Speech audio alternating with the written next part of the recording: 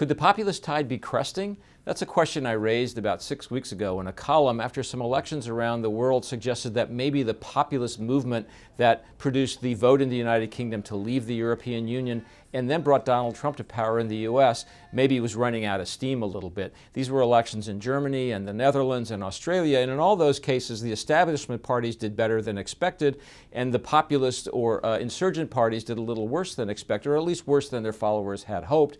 But I also said in that piece that the big test was going to come in France, in the new presidential election in France.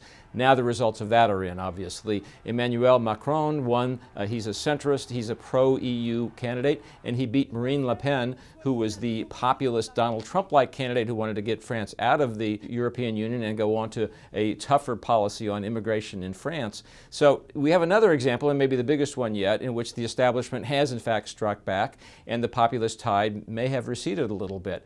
What are the lessons for the U.S. in this outcome? Well, I think the first one is for Donald Trump, who's now going to have to live with European leaders who aren't as comfortable with his policies as somebody like Marine Le Pen might have been, people who are comfortable with the European Union and who don't necessarily agree with Donald Trump's view of the world. I think for Democrats, the lesson is going to be one they'll take to heart, which is that maybe the Trump wave has in fact hit its peak, and maybe the appeal of the populist message isn't as great as they thought, but they shouldn't take that too far. Clearly there's still appeal in the populist message, and maybe the question here is that can you take it too far and scare voters, and maybe the answer to that is yes. So I think the message for Democrats here is take some heart, yes, but don't overinterpret the meaning of this message. There's still plenty of power in the Trump movement.